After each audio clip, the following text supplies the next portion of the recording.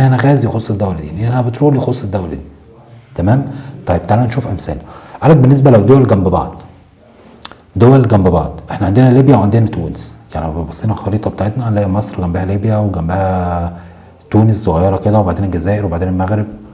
تمام. قال لك ليبيا وتونس جنب بعض كده، مالهم بقى؟ قال لك في خط ما بينهم حدود على اليابس. طب لو مشينا شويه في الميه، احنا لازم برضو يعني ايه نقول الخط ده الحد ده بيننا وبينك في الميه، عشان لو لقينا هنا ثروات تخصني وهنا ثروات تخصك. قال لك لا بص احنا الحد نجيبه يمين شويه، لا قال لك الحد يطلع مباشر على طول. طب نرحله شويه ليه بقى؟ عشان في ثروات، في غاز. فالغاز ده هيخص مثلا غاز وبترول، هيخص تبع ليبيا ولا تبع تونس؟ قال لك الحد اللي من ليبيا وتونس هو اللي هيحدد. نقرا الكلام ونفهمه. ادي تونس، ما تفكروش انها كبيره، ده حته صغيره كده على الخريطه. ودي ليبيا، وده الحد اللي ما بينهم، حد هو داخل الميه اهو، ده ولا ده ولا ده. قال لك على سبيل المثال النزاع قائم بين ليبيا وتونس على تحديد الرصيف البحري بين الدولتين بعد ظهور حقول الغاز والبترول في مياه هذا الرصيف. تمام. في بترول ظهر في الميه بين الدولتين، يخص الدوله دي ولا يخص الدوله دي. اللي هنستند اليه هو الحد بين الدولتين في الميه. تمام. قال لك طلبت ليبيا بين الحد اللي يفصل بينها وبين تونس يبقى شمال كده، شمال وداخلين في الميه على طول مباشره من هذا الرصيف. تونس قالت لك لا الحد يحاول 45 درجه كده، نمشيه مرحل كده 45 درجه. طب ليه؟ عشان يبقى البترول والغاز اللي طلع من نصيبها في اليمه بتاعتها. طلبت تونس بحد بحري ينحرف شرقا، يعني يحوط كده في الميه 45 درجه. تمام. محكمه العدل الدوليه بس قالت بس انا هحل المشكله بتاعتكم دي. طب هيطلع كده الحد مباشر ولا هيحوط 45 درجه زي ما تونس عايزه؟ قالت لك لا هو هيمشي بين الدولتين 26 درجه ماشي، وبعد كده ينحرف 52 درجه، يعني هيجي كده مرحل. ليه يا عم اللخبطه دي؟ وده سؤال مهم جايب ثانويه عامه سنه 20. قال لك عشان في جزر تونسيه في المنطقه دي، فاحنا نجيب الحد نرحله كده يمين في شمال كده، عشان اصلا في جزر هنا تبع تونس. قال لك وجود الجزر التونسيه وده غير اتجاه خط الساحل التونسي. تمام. ادي ليبيا وادي تونس، وده الخط هيمشي كده ولا هيمشي كده ولا هيمشي كده. فالمهم وبذلك اصبحت لتونس حقوق اساسيه في حقول الغاز والبترول في المنطقه.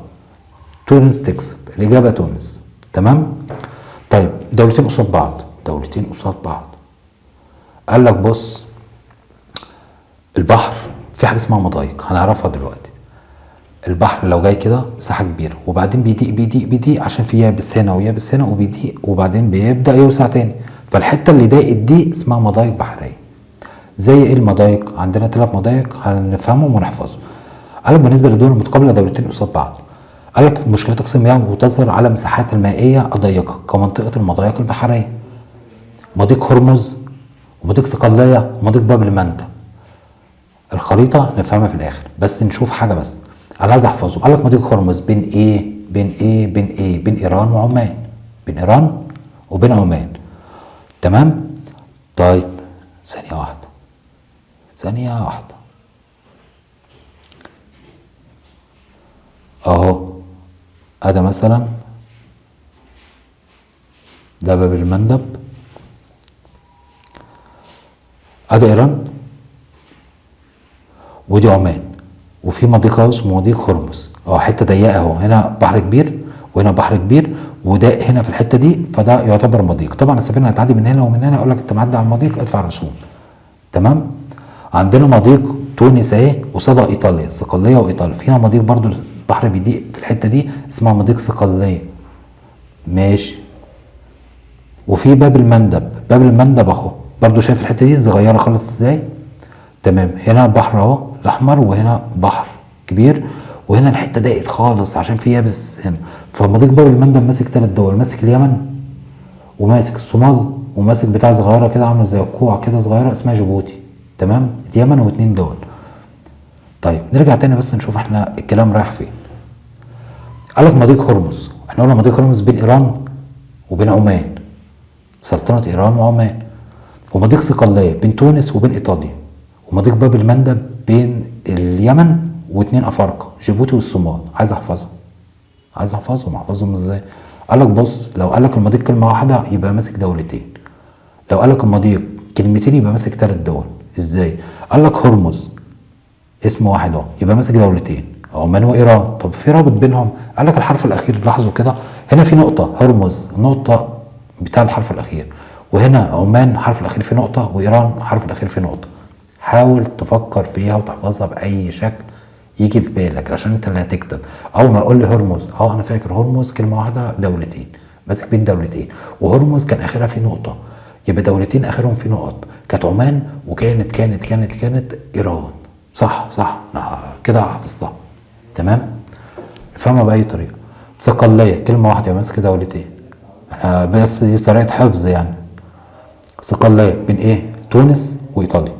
ماشي. باب المندب كلمتين، احنا قلنا يبقى ماسكه ايه؟ 3 دول. هي طريقه مش حاجه، هي بس طريقه بقى بحاول افتكرها بس.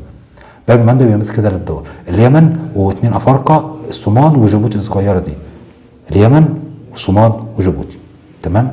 طيب مشكله الانهار الدولي، ولسه بقى نشوف خريطه ونفهم عليها كل حاجه. قال لك مشكله الانهار الدولي، انا قلت لك لو النهر من اوله لاخره، من اول ما يبدا النهر ومنابع النهر ولحد المصب بتاعه ماشي كله في دوله واحده، يبقى هو نهر محلي يخص الدوله دي بس، هي اللي لها الحريه في انها تستغل النهر، والله بقى تصطاد سمك، تردمه وتحفره براحتها. ما فيش اي دوله مشتركه في النهر، ما فيش اي دوله لها رقابه عليه غير الدوله بس، الدوله اللي هي ايه؟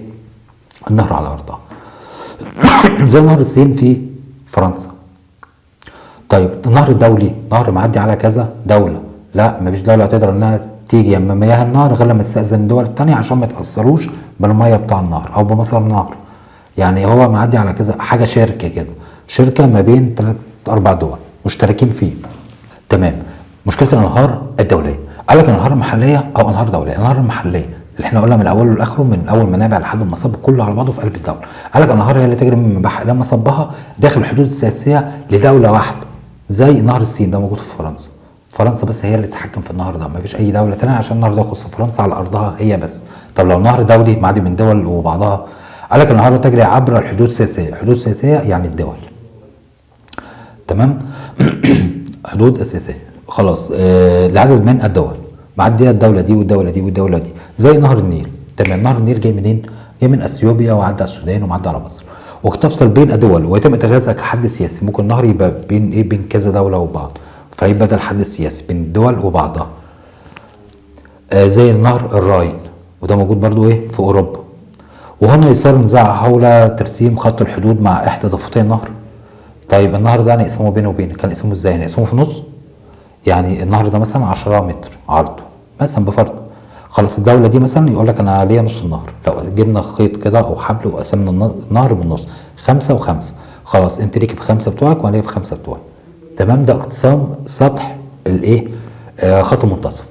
طيب لو قال لك على العمق مثلا، قال لك بص يا عم النهر هو ماشي بيبقى في اماكن غويطه وبيبقى في اماكن ايه؟ سطحيه كده، وبيبقى في اماكن غويطه وبيبقى في اماكن عميقه يعني، واماكن سطحيه. قال لك احنا هنمشي الخط كده على الاماكن اللي فيها عمق، عشان يبقى ايه؟ ما فيش دوله تبقى عندها ميه قليله ودوله ثانيه تبقى عندهم ميه كتير من النهر. قال لك برضه عشان نراعي، وده الانسب في تقسيم الانهار بين الدول وبعضها.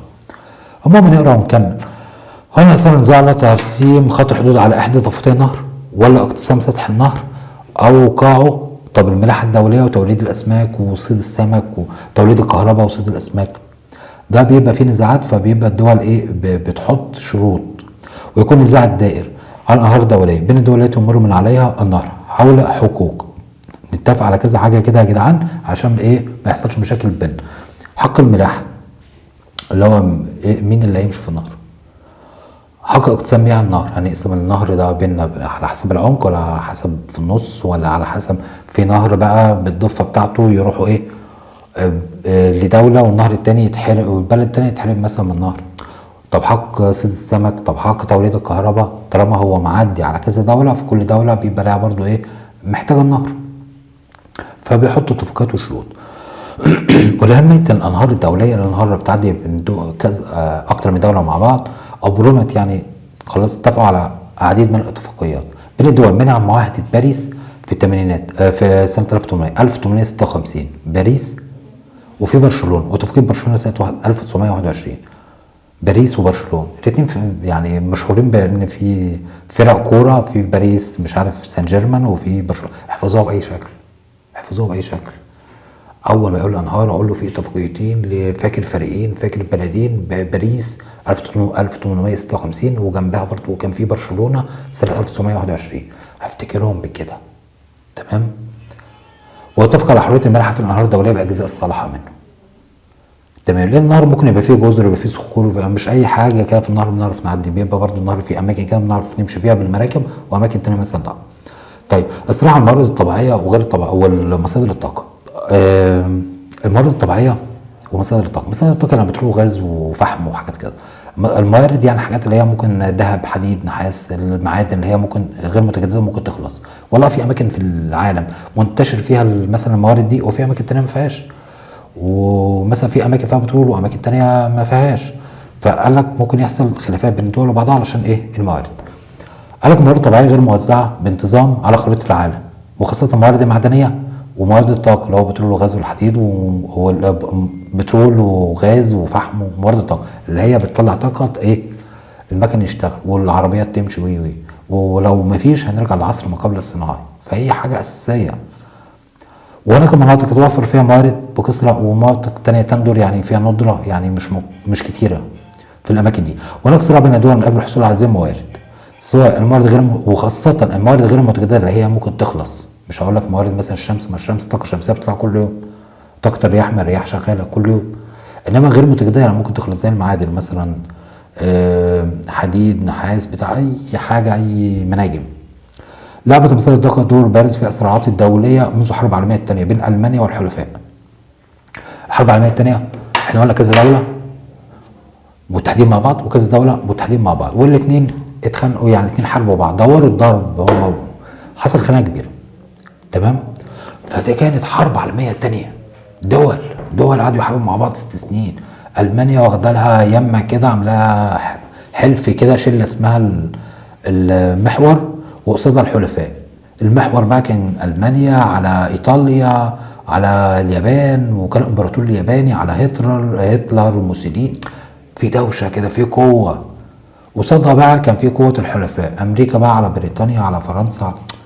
فكان دول اقوياء بيحاربوا دول اقوياء في الحرب العالميه الثانيه. تمام. المهم قال لك البترول يا معلم غير الايه؟ مسار الحرب العالميه الثانيه بين المانيا والحلفاء. ليه؟ قال لك الدول دي مش يركزوا في الحرب، لا، قال لك احنا عايزين الثروات، احنا عايزين نروح نشوف البترول ده فين من ناحيه القوقاز، وكلنا نروح هناك، احنا عايزين ناخد البترول، عايزين ناخد ايه؟ ما هم بيحاربوا بعض ليه؟ علشان خاطر البترول، عشان خاطر الموارد، عشان خاطر مصادر الطاقه. تمام. في مكاسب، فكل دوله بتبص على المكسب بتاعها، فهي بتحارب الدوله الثانيه عشان خاطر تحتلها وتاخد المكاسب اللي عندها. اتجاه القوات المتسارعه في الحرب العالميه الثانيه سواء كان المانيا او الحلفاء الى نحو السيطره على منابع البترول. ماشي.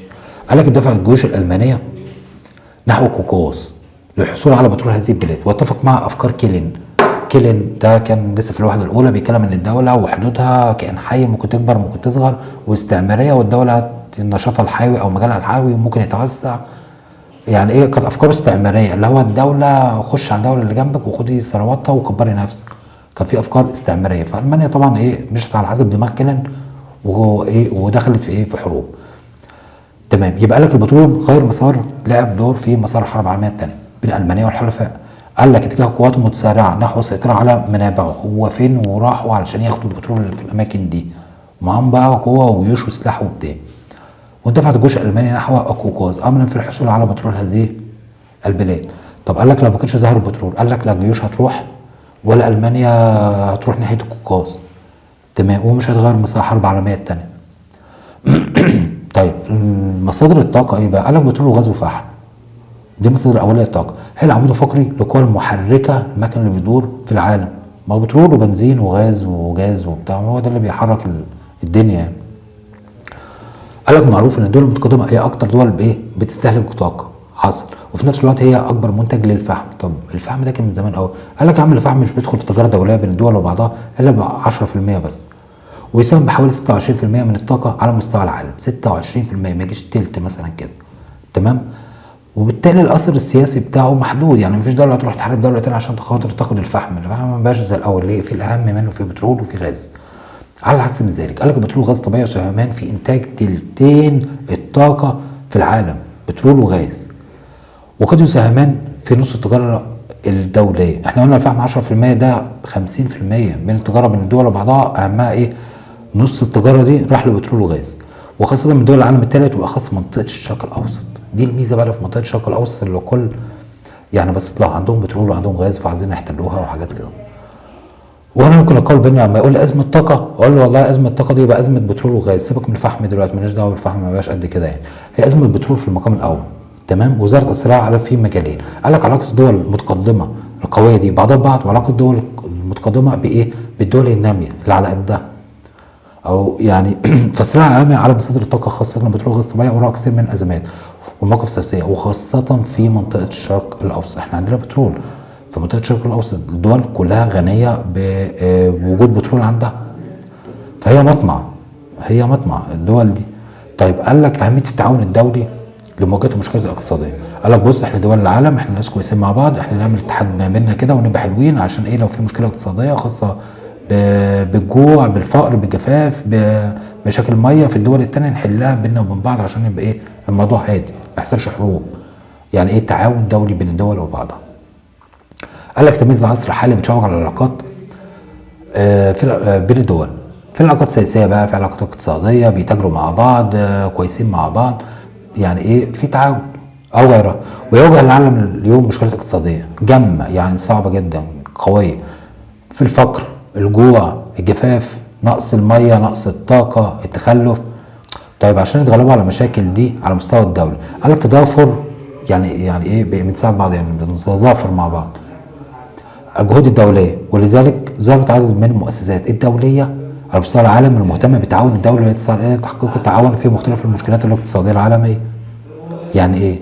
قال لك في مؤسسات دوليه عامه على مستوى العالم وكل العالم معترف بيها، دي ليها برضو يعني ايه؟ بتحاول انها تعمل تعاون بين الدول وبعضها، وبتحاول انها يعني تعالج المشكلات الاقتصاديه، سواء فقر، جوع، نقص في الغذاء، نقص في مصادر الطاقه بين الدول اللي هي الايه؟ الناميه او الدول اللي عندها مشاكل. قال لك منظمه الامم المتحده، خد بالك المنظمات دي ممكن ندرسها في الوحده اللي بعدها بالتفصيل ده لو ربنا اراد. يعني منظمه الامم المتحده عندها برنامج، يعني مشروع كده، فكره عندها توجه اسمه برنامج الامم المتحده للتنميه، بتساعد الدول على انها تنمي قدراتها. قال لك صندوق النقد الدولي، صندوق النقد ده صندوق عامل زي مؤسسه ماليه، عامل زي البنك اللي بيسلف الدول، والدول بتروح تستلف علشان تنفذ مشروعات عندها، فتلجأ لمين؟ فبتروح للصندوق النقدي يسلفها، او البنك الدولي. صندوق النقد الدولي ماله؟ عباره عن مؤسسه نقديه زي البنك، يعني مؤسسه نقديه دوليه، تنظيم القضايا النقديه الدوليه. الكلمه دي قررت معايا مرتين، النقديه الدوليه، يبقى مؤسسه نقديه دوليه لتنظيم القضايا النقديه الدوليه. ماشي. قال لك البنك الدولي لانشاء وتعمير، البنك الدولي انشاء وتعمير، يعني ينشأوا مثلا مصانع، ينشأوا حاجه، ينشأوا مشروعات. يهدف لمساعدة الدول على تمويل استثمارات لاغراض انتاجيه. ماشي، فاهمها. مركز التجاره العالمي، مركز التجاره العالمي ده تبع الامم المتحده ولا ايه؟ قال لك احد الاجهزه، يعني احد الفروع، يعني تبع الامم المتحده، ويهدف الى تطوير التعاون الدولي. فهمت.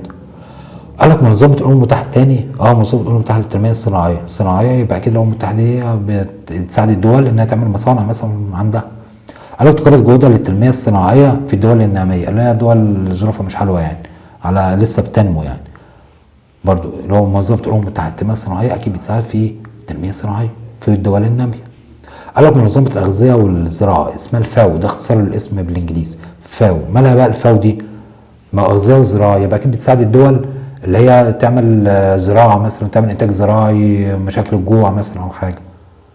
قال لك تهدف الى رفع مستوى التغذيه وتحسين كفاءه الانتاج والعنايه بالريف بصفه خاصه. حلو. اما ما نحاول نفهمهم وتقريبا فهمناهم نحاول نحفظهم. طيب نتكلم على مشكلات اجتماعيه. مشكلات اجتماعيه، احنا قلنا مشكلات اقتصاديه ذات بعد سياسي، هنا بقى مشكلات اجتماعيه ذات بعد سياسي. ايه مشكلات اجتماعيه؟ اول حاجه قال لك بص، اجتماعيه يعني السكان والناس اللي عايشين. قال لك الاقليه، ايه الاقليه دي؟ قال لك لما يبقى في دوله كل اللي فيها بيتكلموا لغه معينه، لغه واحده مثلا، دول الاكثريه كلهم بيتكلموا مثلا عربي، وفي الدوله دي شويه كده ناس كده بس عددهم قليل بيتكلموا لغه ثانيه، يبقى دول اقليه بالنسبه للمجتمع الاكثريه. طيب الاقليات. تمام. التعريف: مجموعه بشريه قليله العدد ذات خصائص مالها تختلف عن المثاليه في المجتمع الاكثريه. والتعريف ده جه في ثانويه عامه كام 20. يعني اللي هو مجتمع الاكثريه اللي فيه غالبيه السكان مثلا عندهم بيتكلموا دين معين، بس في شويه صغيرين بيتكلموا دين ايه مختلف، يبقى دي اقليه دينيه. طب لو هما بيتكلموا لغه معينه الاغلبيه بس فيهم شويه ناس صغيرين كده اقليه بيتكلموا اللغه تانية يبقى اقليه لغويه. فدي الاقليات. طيب التعريف: مجموعه بشريه قليله العدد ذات خصائص مالها تختلف عن مثالاتها في المجتمع الاكثريه. بمنتهى البساطه اهو. قد أدت حركة سكان منذ فجر التاريخ. السكان بقى بيسافروا بيروحوا بيهاجروا من البلد دي للبلد دي للبلد دي للبلد دي للبلد دي، ففي السكان بيتوزعوا، فممكن تلاقي مثلا ايه روس عايشين هنا، وممكن تلاقي عرب عايشين في الدولة دي، فالمجتمع ما بقاش مجتمع كله روسيين، دول ألمانيين كلهم 100% ألمان، دول 100% إنجليز، لا بقى في يعني ايه في تشكيلة كده في كل دولة على حسب حركة السكان. قال لك أدت حركة السكان منذ فجر التاريخ عبر الأوطان والأقاليم والقارات إلى اختلاط السكان ببعضهم، وبالتالي لم يعد هناك شعب نقي 100% يعني، حيث اكتسب كل شعب عناصر جنسية وقومية وثقافية يضم غالبية الدول أقليات. يعني كل شعب بقى فيه شوية منهم مختلفين. والله بقى جنسهم مختلف، قوميتهم مختلفة، ثقافتهم مختلفة، وده في كل دول فيها أقليات. طيب أنواع الأقليات، قال لي بص احنا قلنا الأقليات يعني إيه؟ قلنا يعني هو الناس عددهم قليل وسط مجتمع الأكثرية. طيب لهم خصائص معينة، خصائص بقى بيكلموا لغة معينة، بيعتقدوا دينهم دين مختلف أو على المجتمع الأغلبية. قال لك بص في أقليات قومية يعني مثلا مختلفين في القومية بتاعتهم. احنا مثلا قومية عربية، قومية مصرية. لو مصريين راحوا روسيا وعاشوا هناك في روسيا، طبعا روسيا كلهم روسيين، بس في شويه مصريين عايشين هناك صغيرين، فدول يعتبروا اقليه قوميه مختلفين عن عن اللي بيجمع الروسيين مع بعض في روسيا. تمام، هم مختلفين. طيب حد الاسد نتج عن تفكك الاتحاد السوفيتي اللي كان دول كتير واتفككت وبقى كل دوله لوحدها. قال لك السكان اللي كانوا هنا راحوا هنا، ودول راحوا هنا، ودول راحوا هنا، يعني فاهم؟ بقى في كل دوله في سكان مختلفين. عن الدرس الخامس: مشكلات اجتماعيه ذات بعد سياسي. احنا قلنا مشكلات اقتصاديه ذات بعد سياسي، دلوقتي بقى مشكلات اجتماعيه يعني خاصه بالناس، خاصه بالسكان اللي موجودين في الدوله. طيب مشكلات زي ايه؟ قال لك الاقليات. يعني ايه اقليات؟ اقليات يعني ما يبقى مجتمع الاكثريه بتوعه بيتكلموا مثلا لغه معينه، لغه عربي، بس فيهم شويه ناس يعني اقل كده بيتكلموا لغه مختلفه، يبقى دول اقليه بالنسبه للمجتمع الاكثريه. اقليه اسمها اقليه لغويه، اللغه بتاعتهم مختلفه عن المجتمع الاكثريه.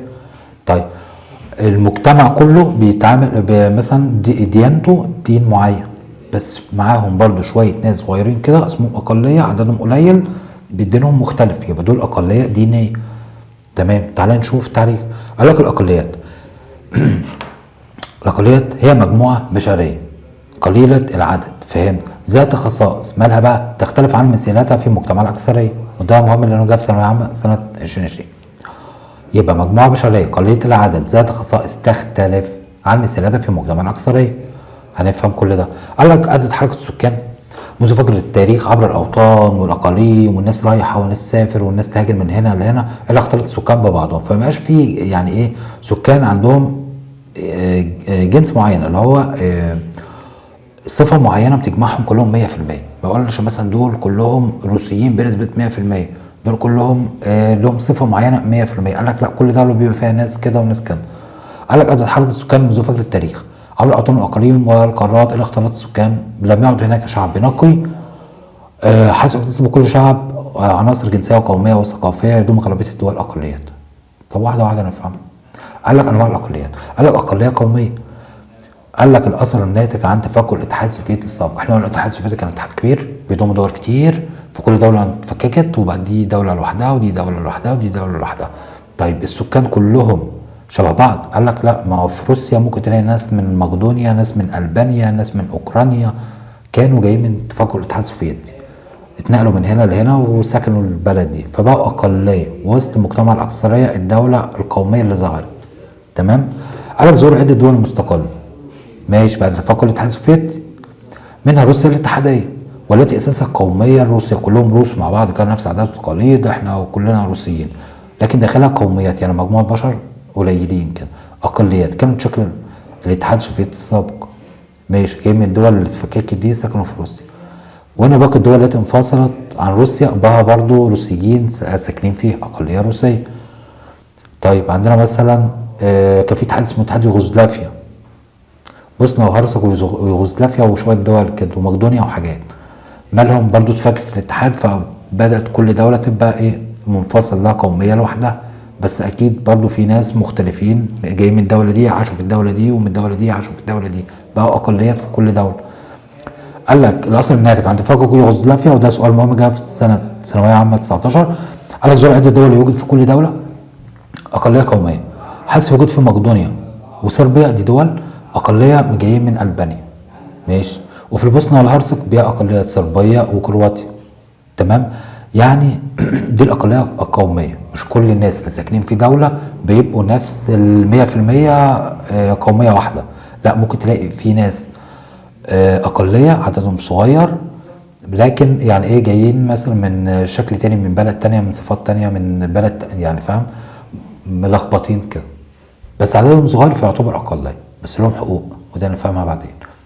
الاقليه الدينيه ان كل الدوله مثلا دينها واحد، سواء اي دين بقى، لكن في الدوله نفسها في شويه ناس قليلين كده دينهم مختلف. قال لك لا تمثل الاقليات الدينيه اي مشكله في الدوله، مش بس انها مشاكل، الا اذا حرمت من الحقوق التي تمارسها الاغلبيه. قال لك الاغلبيه والله بيروحوا يعبدوا دينهم، تمام، طب الاقليه شويه الصغيرين دول يعني مش هيعبدوا الدين بتاعهم مثلا؟ قال لك لا، نرخم عليهم بقى. الاقليه الدينيه يعني ايه اقليه دينيه؟ قال لك ان المجتمع كله باي دوله الدين بتاعهم الغالب الاكثريه دين معين، بس في ناس مجموعه بشريه قليله موجوده برضه في نفس الدوله بس دينهم مختلف، بس عددهم صغير، فيعتبر اقليه دينيه بالنسبه للمجتمع الاكثريه اللي دينه دين مختلف عن دين الاقليه. قال لك تمثل الاقليات الدينيه الناس اللي هي بتعتقد، او الناس اللي هي دينهم مختلف بس عددهم صغير، مش بيعملوا اي مشكله في الدوله، الا لو حرموا من الحقوق التي تمارسها الاغلبيه.